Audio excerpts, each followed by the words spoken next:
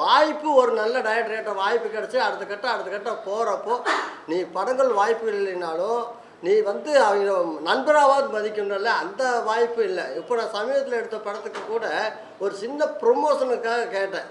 எல்லாருமே பேசுகிறாங்க, இந்த ஃபஸ்ட் லுக்காவது ரிலீஸ் பண்ணி கொடு, இல்லை டீசராவது ரிலீஸ் பண்ணி கொடு, இந்த மாதிரி நண்பன் அடுத்த கட்டத்துக்கு போகிறதுக்கு முன்னால் எனக்கு ஒரு வாய்ப்பு ஒன்று கிடைக்கும்ல, அதை பண்ணி கொடுன்னு நான் கேட்குறப்போ, மச்சா நான் பண்ணி கொடுத்தேன்னா வெற்றிமாறன் சாரோட அசிஸ்டண்ட்டுக்கு எல்லாமே அடுத்த படம் பண்ணிட்டு இருக்காங்க மச்சா, அவன் பார் அவனுக்கு பண்ணுனா அப்போ எனக்கு பண்ணலையும் சொல்லிடுவாங்க பார்த்தியா, அதனால உன்னோட பேஜ்லையெல்லாம் போட வேண்டாப்பா, என்னோட பேஜில் போட்டுக்கிற, நீ பேசி மட்டும் கூடு அப்படின்னு சொன்னேன். இல்லைன்னா வாய்ஸ் மெசேஜ் ஒன்று போடு, நான் ஃபோட்டோ வச்சு கீழே வாய்ஸ் மெசேஜ் நான் போட்டுக்கிறேன்னு சொன்னேன். அதுவும் பண்ணல, வாய்ஸ் மெசேஜும் போடல, நானாக பேசிக்கிட்டேன், அவ்வளவுதான். இந்த மாதிரி சின்ன வளர்ந்து வரவங்களுக்கு ஒரு ப்ரொமோஷனாவது பண்ணிக்கல. திரைத்துறையில் ஒருத்தனுக்கு ஒருத்தன் வந்து கை கொடுத்து தூக்கி விடணுமா இல்லையா? அப்படி ஒரு சூழலை இந்த நிமிஷம் வரை செய்ய முயற்சி பண்ணாத நடிகர் சூரி எல்லா பேட்டிலையும் என்னை நீ அடுத்து பேசுகிறத நிப்பாட்டிக்கணும். என்ன சும்மா பேட்டிக்காகவும் பெருமைக்காகவும் வார்த்தைகளை பழச மரங்களை சூரி இப்படி இருக்காரு, பெயிண்ட் அடித்தார், ஒரு பேட்டியிலையும் போலியான கட்டுக்கதைகளை பேசுகிறத இனிமேல் அவன் நிறுத்திக்கணும். அதை எங்களை குறிப்பிச்சு பேசுகிறது தான் எங்களுக்கு ரொம்ப வருத்தமாக இருக்குது. இது அடுத்ததாக ஃபஸ்ட் லுக்கு ரிலீஸ் பண்ணுறதுக்கான சொல்லுக்கு வந்துட்டோம்.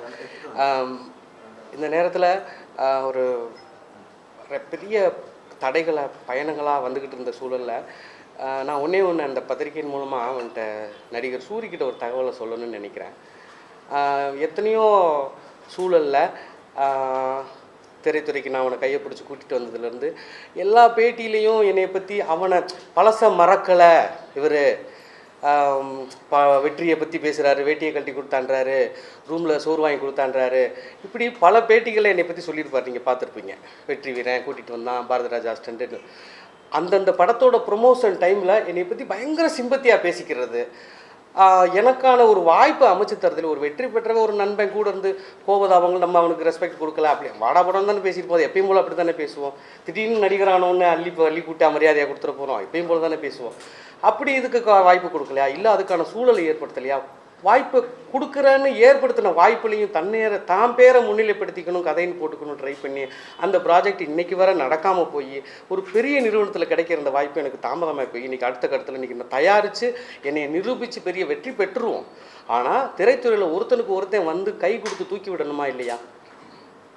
அப்படி ஒரு சூழலை இந்த நிமிஷம் வரை செய்ய முயற்சி பண்ணாத நடிகர் சூரி எல்லா பேட்டிலையும் என்னை நீ அடுத்து பேசுகிறத நிப்பாட்டிக்கணும்.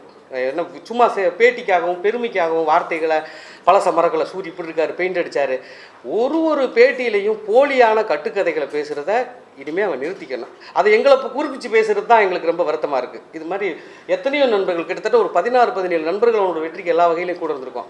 அந்த நண்பர்களில் ஒருத்தனை கூட கைதூக்கி விடலை இது வரைக்கும், ஒரே ஒரு ஆளை கூட.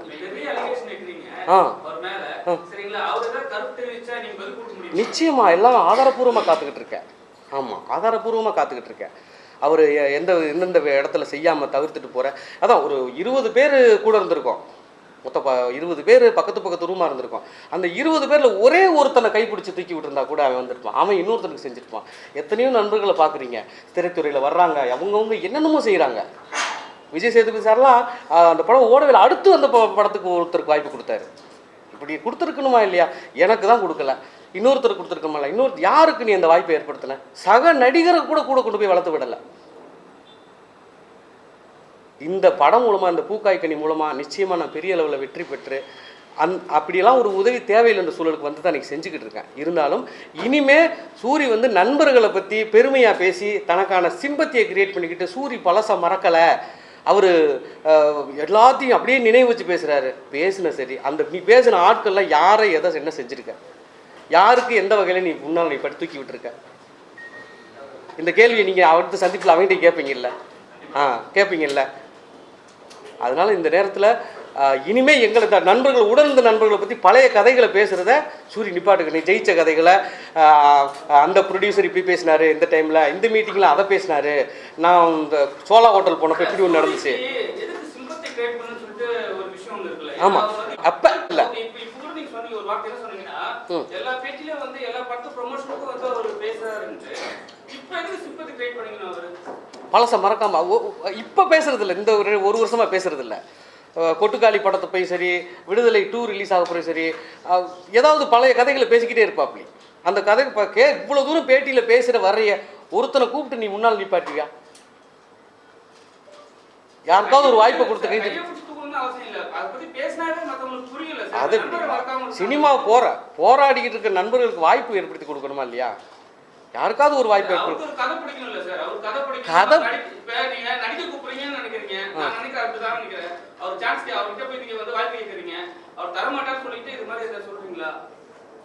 தர்றேன்னு சொல்லி கூட எனக்கு கூட்டிட்டு போய் கொடுத்து கூட அந்த வாய்ப்பை நடக்க விடாம தள்ளி போயிடுச்சு.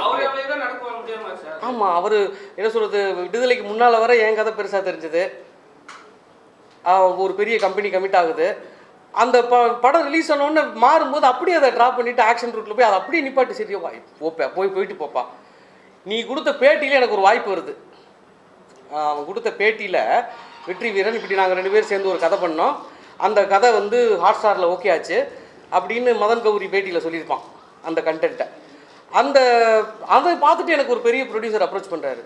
நானும் அந்த மதுரையில் அந்த காலகட்டத்தில் வாழ்ந்திருக்கேன், அந்த கதையை நான் படமாக்கணும், நீங்கள் அதோட என்ஓசி வாங்க. ஏன்னா சூரிய ஒரு நடிகராக இருக்கிறனால அவரும் சொல்லியிருக்காரு, அவர்கிட்ட ஒரு என்ஓசி வாங்குங்க, தயாரிப்பாளர் ஒரு என்ஓசி வாங்க, உடனடியாக அந்த படத்தை நம்ம தயாரிப்போம் அப்படின்றாரு. அந்த தயாரிப்பு வேலைகள் கென் கருணாஸ், விஜய் சேதுபதி பையன் 2 பேரையும் போட்டு பேசி முயற்சி பண்ணி கதை சொல்லி ஓகே பண்ணி என்ஓசி கேட்டால் இந்த டேட் வரை என்ஓசி கொடுக்குறதுக்கான எந்த முயற்சியும் எடுக்கவே இல்லை. சொன்னீங்க, எனக்கு அட்வான்ஸ் கொடுத்தீங்க, அந்த கதையை கொடுத்துருந்தா நேரம் அது படமாக இருக்கும்ல. இப்படியெல்லாம் விட்டுவிட்டா இதெல்லாம் பாருங்க, கொடுத்தே செய்யலை. இப்ப நண்பரை பத்தி பேச வேணாம்னு நீங்க சொல்லிட்டீங்க. நிறைய பெரிய ஆக்டர்லாம் நண்பரை பத்தி பேசுறாங்க, ஆனா வந்து அவங்க வாய்ப்பே தரது கிடையாது. ஆனா நண்பரை பத்தி பேசினா ஒரு அளவுக்கு அவங்களுக்கு பெரிய ரீச் கிடைக்குதுல்ல, அவங்க இவங்க பேர் சொல்லியிருக்காருன்னு சொல்லிட்டு போய் ஒரு ப்ரொடியூசர் அப்ரோச் பண்ண முடியுதுல்ல, அது ஒரு வாய்ப்பு தானே. அப்படி பார்க்க மாட்டாங்க தயாரிப்பாளர்கள், அப்படி பார்க்க மாட்டாங்க. அவ்வளவு உயரத்தில் இருக்கிற நண்பரே ஏதோ யோசிக்கிறாருன்னா அப்போ ஏதோ குறை இருக்குது, அப்படி தான் பார்க்குறாங்க. காலம் ஓடிக்கிட்டே இருக்கும் சினிமாவில். நீங்கள் உங்களுக்கு வாய்ப்பை பிடிக்கிறதுக்கு எவ்வளவு கஷ்டப்பட வேண்டியது இருக்குன்னு உங்களுக்கு தெரியாதில்ல. அப்படியெல்லாம் இனிமேல் நண்பர்களை பற்றி பெருமைக்காக பேசுகிறத தவிர்த்துடணும். உன்னோட லைஃப்பில் ஜெயிச்சப்பட்டு உள்ளது பேசிக்க. பழச விஷயங்களை எங்களை பற்றி பேசி, எங்களை 10 பேரை பற்றி பேசிக்கிட்டே பழச மறக்கலைன்ற ஒரு நியாயப்படுத்துதெல்லாம் எப்பயுமே அது ட்ரை பண்ணாத, இதோட நிப்பாட்டிக்க.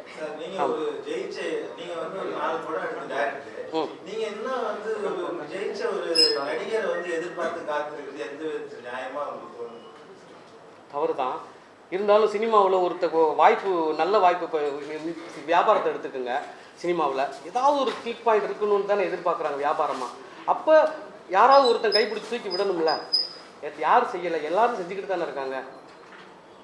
இது இன்னைக்கு சொல்கிறேன், நீங்கள் ஒருத்தருக்கு வளர்ந்து வர்றீங்கன்னா ஒருத்தர் பக்கத்தில் உள்ள வாய்ப்பு ஏற்படுத்துவீங்களா மாட்டீங்களா? எதிர்பார்ப்பாங்களா மாட்டாங்களா? ஒருத்தர் வெற்றி பெற்றிருக்கும் போது ஒரு எதிர்பார்ப்பு இருக்கத்தானே செய்யும். அந்த எதிர்பார்ப்பை புரிஞ்சுக்கிட்டு கை தூக்கியாவது விடலாம்ல, சொல்லி விடலாம்ல, சப்போர்ட் பண்ணலாம்ல. எல்லா வகை எனக்கு மட்டும் இல்லை, யாருக்கு அவர் செஞ்சிருக்காரு. இப்போ எல்லாரும் சோறுக்கு கஷ்டப்பட்டுக்கிட்டு அலையிறாங்க, இல்லை வாய்ப்புக்காக தானே. நடிகர் மேல குற்றச்சாட்டு வச்சிட்டீங்க. நடிகர் மேல இல்ல, நண்பர் மேல குற்றச்சாட்டு வச்சிட்டீங்க. நிறைய இயக்குநர்களே வந்து கூட இருக்கிற உதவியாளர்களுக்கு வந்து அவங்க ஜெயிச்சுட்டு போன பிறகு உதவி இயக்குநர்களுக்கு அவங்க எந்த ஒரு படமும் சொல்லி விட மாட்டாங்கன்ட்டு நீண்ட காலமா வந்து ஒரு குற்றச்சாட்டு இருக்கு. நீங்க ஒரு இயக்குனர், நீங்க அதை எப்படி உங்களோட பார்வையில் அதை எப்படி பாக்குறீங்க? தெரிஞ்சு, அதாவது சாதாரண சொல்லு, தெரிஞ்சு யாராருக்கு சொல்லி விடணும்னு ஒரு இது இருக்குல்ல. இப்போ நீங்க போற வழியில இப்போ 100 பேரை பார்த்துட்டு போவீங்க, எல்லாரையும் நீங்க முன்னிக்கப்படுத்த மாட்டீங்க. யாராருக்கு சொல்லி விடணும்னு நினைப்பாரு? யாருக்கு சொல்லி விட்டுருக்காரு? யாருக்கு? இங்க 11 வருஷம் அரைத்தோழர் இருந்து இங்க இருக்கிற 30 பேர் இருக்கும். அந்த 30 வருஷமா நீங்க வந்து இந்த மாதிரி வந்து ஒரு விஷயம் சொல்லாம இந்த படத்துல வரும்போது இது ஒரு சின்ன படம்னா நல்ல படம் நீங்க சொல்றீங்க, படம் பார்த்தா தெரிஞ்சிடும். இந்த படத்துக்காக வந்து இது மாதிரி ஒரு அலிகேஷன் வச்சா படம் ப்ரமோஷன் நல்லா ஆகும் அப்படி கிடையாது. இல்ல நான் என்ன கேக்குறேன்னா அப்படின்னு சொல்லிட்டு பல பேர் நினைப்பாங்க. எனக்கு இத்தனை நாளா வந்து பேட்டி கொடுக்காத ஒருத்தர் ஒரு வருஷமா எதுவும் பேசவே இல்லை சூரி, இப்ப இந்த மேட்டர் எடுத்து ஓபன் பண்றதுக்கு என்ன காரணமா இருக்கும்னு சொல்லிட்டு யோசிப்பாங்க சார். அதை பத்தி உங்க கருத்து என்ன? எனக்கு இதுதான் சந்தர்ப்பமா கிடைச்சிருக்கு இன்னைக்கு வர. இதுக்கு முன்னால் நான் வேறு ரூபத்தில் பேசலாம் முயற்சி பண்ணியிருக்கேன். என் சம்மந்தமாக இந்த படத்தை அந்த உங்கள் 2 பேரோட கதைக்கு என்ஓசியை கொடுன்னு 50 பேருக்கு மேலே பேசியிருக்காங்க. 50 பேருக்கு மேலே எனக்கும் அவனுக்கும் நடுவில் 50 பேர் பேசியிருக்காங்க. 50 அந்த வெற்றிக்கு அந்த கதையை என்ஓசி கொடுத்து வச்ச என்ன அது ஏன் அந்த கதை தான் இன்னொரு தயாரிப்பாளர் பண்ணுறேன்றாங்கல்ல. அப்படின்னு பேசாத ஆட்கள் அவன் தம்பி உட்பட 5 பேரும் பேசியிருக்காங்க. நண்பன்ல வந்து நல்ல நண்பன் கெட்ட நண்பன் கிடையாது. கிடையவே கிடையாது. இப்ப சூரி வந்து நல்ல நண்பனா கெட்ட நண்பனா? நண்பன். ஆமா, அவ்வளவுதான். ஓகே, நல்லவனா கெட்டவனானது அவனோட வாழ்க்கையை பொறுத்து. உங்க சைடுல பார்த்தா அவர் கெட்டவர். கெட்டவர் கிடையாது. பார்த்தா அவர் நல்லவர் தானே? கெட்டவர் கிடையாது. அதாவது வாய்ப்பு சார் ஒரு உதவி பண்ணனும் கெட்டவர் தான் சார் நம்ம வேற என்ன நினைப்போம். இப்போ நம்ம ஒரு ஹெல்ப் கேக்குறோம், கையில காசு வச்சிருக்காரு, ஒரு 50,000 வச்சிருக்காரு, நான் ஒரு 30,000 கேக்குறேன், உங்க கையில 50,000 தெரியும், ஆனா நீங்க கொடுக்க மாட்டீங்க, தேவைன்னு சொன்னா அது கெட்டவனா நல்லவனா? கொடுக்க வாய்ப்பு இருந்தும் கொடுக்கலன்னா கெட்டவன் தான். கொடுக்க வாய்ப்பு இருந்தோம் இருக்குல்ல, ஏன் கொடுக்கல? ஏன் கொடுக்க? எனக்கு விடுப்பா, யாருக்காவது ஒருத்தருக்கு கை கொடுத்துருக்கலாம்ல, யாரா ஒரு கூட சக நடிகனை ஒரு கூட கொண்டு வந்திருக்கலாம்ல. எத்தனையோ பேர் எவ்வளோ செஞ்சு வர்றாங்க. தன்னை மட்டுமே அப்படி பாதுகாத்துக்கிட்டு அப்படியே போய்கிட்டே இருக்கணும்னு நினைக்கிறது தவறு. அது அவர் போய்கிட்டு இருந்தா கூட பரவாயில்ல, அப்பப்போ வேற எங்களை எல்லாத்தையும் கூப்பிட்டு பேசிக்கிட்டே இருக்கிறது வந்து மிகப்பெரிய தவறு.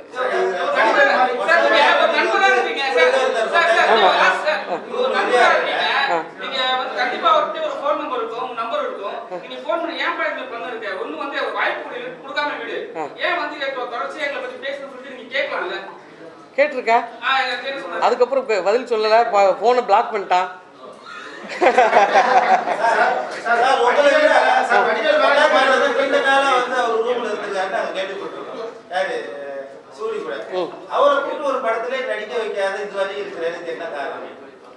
அவருக்கும் வருத்தம் இருக்கு. இல்ல நான் சொல்றேன், அது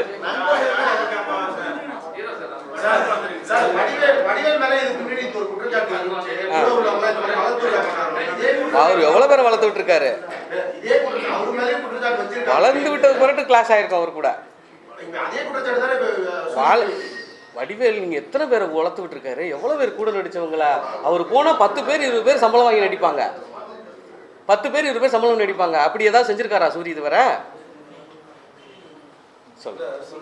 இல்லை, அதாவது சினிமாவுக்கு கஷ்டப்படுற காலங்களில் ஒரு வாய்ப்பு கிடைக்குதுங்கிறப்ப வந்து உனக்கா எனக்காங்கிற ஒரு போட்டி இருக்கும். அப்போல்லாம் நண்பர்கள் தான். சாப்பாட்டு கஷ்டப்படுறப்போ சரி 2 பேர் எப்படி எல்லாம் ஒன்றா சாப்பிட்றோமோ அப்போல்லாம் நண்பர்கள் தான். வாய்ப்பு ஒரு நல்ல டைரக்டர் வாய்ப்பு கிடச்சி அடுத்த கட்டம் போகிறப்போ நீ படங்கள் வாய்ப்பு இல்லைனாலும் நீ வந்து அவங்க நண்பராவது மதிக்கணும்ல, அந்த வாய்ப்பு இல்லை. இப்போ நான் சமீபத்தில் எடுத்த படத்துக்கு கூட ஒரு சின்ன ப்ரொமோஷனுக்காக கேட்டேன். எல்லாருமே பேசுகிறாங்க, இந்த ஃபஸ்ட் லுக்காவது ரிலீஸ் பண்ணி கொடு, இல்லை டீசராவது ரிலீஸ் பண்ணி கொடு, இந்த மாதிரி நண்பன் அடுத்த கட்டத்துக்கு போகிறதுக்கு முன்னால் எனக்கு ஒரு வாய்ப்பு ஒன்று கிடைக்கும்ல, அதை பண்ணி கொடுன்னு நான் கேட்குறப்போ, மச்சா நான் பண்ணி கொடுத்தேன்னா வெற்றிமாறன் சாரோட அசிஸ்டண்ட்டுக்கு எல்லாமே அடுத்த படம் பண்ணிகிட்டு இருக்காங்க மச்சா, அவனுக்கு பண்ணுனா அப்போ எனக்கு பண்ணலைன்னு சொல்லிடுவாங்க பார்த்தியா. அதனால உன்னோட பேஜ்லையெல்லாம் போட வேண்டாப்பா, என்னோட பேஜில் போட்டுக்கிற, நீ பேசி மட்டும் கொடு அப்படின்னு சொன்னேன். இல்லைன்னா வாய்ஸ் மெசேஜ் ஒன்று போடு, நான் ஃபோட்டோ வச்சு கீழே வாய்ஸ் மெசேஜ் நான் போட்டுக்கிறேன்னு சொன்னேன். அதுவும் பண்ணல, வாய்ஸ் மெசேஜும் போடல, நானாக பேசிக்கிட்டேன், அவ்வளவுதான். இந்த மாதிரி சின்ன வளர்ந்து வரவங்களுக்கு ஒரு ப்ரொமோஷனாவது பண்ணி கொடுக்கல. இன்றைக்கி விஜய் சேதுபதி அண்ணன் எத்தனை பேர் சின்ன பேர் அத்தனை பேருக்கு பண்ணி கொடுக்குறாரு. வளர்ந்தவருங்க அத்தனை பேருக்கு பர்த்டே ஃபங்க்ஷன் முதல்ல கொண்டு அந்த குழந்தைங்களுக்கு வாழ்த்துக்கள் தெரிவித்து போட்டுருக்கிறார். எத்தனையோ பேர் வடநாட்டில் நீயும் நாடெல்லாம் ஒரே ரூம் மண்டாக இருந்தோம் மாட்டா, ஒரே கல்யாண மண்டபத்தில் வேலை பார்த்துருக்குறோம். எத்தனை பேர் வாய்ப்பு தேடி காலில் விழுந்துருக்குறோம். இன்றைக்கி அடுத்த கட்டம் போகிறதுக்கு உண்டான ஒரு வாய்ப்புக்கு ஒரு ப்ரொமோஷனாவது பண்ணி கொடுக்க வேண்டாமா? அதுதானுங்க ரொம்ப கஷ்டம். இப்போ அந்த படத்துக்கு நாங்களும் வந்தோம், ஆனா உங்க பொண்ணு கூட உங்க பொண்ணு ஒரு கதை எழுதுறாங்க, அவங்க தான் ப்ரமோஷன் பண்ணாங்க, அவங்க தான் உங்க படத்துக்கு ப்ரமோஷன் பண்ணாங்களா? ஏன் பண்ணல? ஏன் ஜம்ப் பண்ணா கதாநாயகி ஆயிட்டாங்க, அவங்க குழந்தை வச்சிருக்காங்க, பிரச்சனை கிடையாது, நாயகி ஆயிட்டாங்க, கண்டிப்பா பண்ணி ஆகணும்ல அப்பாவுக்கு. என்னோட படத்துக்கு உண்மையிலே டிஸ்கஷனுக்கே டைரக்ஷனே அவங்கள வச்சு தான் நான் ஒரு கதையவே முதல்ல பிள்ளையார் சொல்லி போடுவேன். அவங்கள தாண்டி நான் மக்களாட்டுக்கு மொத்தமாக கொண்டு கொடுவே மாட்டேன். அப்பா இது மாதிரி ஒரு ஷார்ட் ஃபிலிம் பண்ணுறேன் தங்கம், இது எப்படி இருக்குது, ஓகேவா, நல்லா இருக்குமாங்கிறப்ப எனக்கு நெளிவு சுழிவு கிழிவு எல்லாமே கற்றுக் கொடுக்கறது என் மகதான் எல்லா கதைக்கும். அதனால அந்த மாதிரி ஒரு படம் ஒன்று எடுத்துகிட்டு முடித்த உடனேயே என் பொண்ணு தான் அன்றைக்கி ஒரு ப்ரெஸ் மீட் வச்சோன்னு பேசி கொடுத்தாங்களே. அதெல்லாமே அவள் தான் பண்ணுவான்.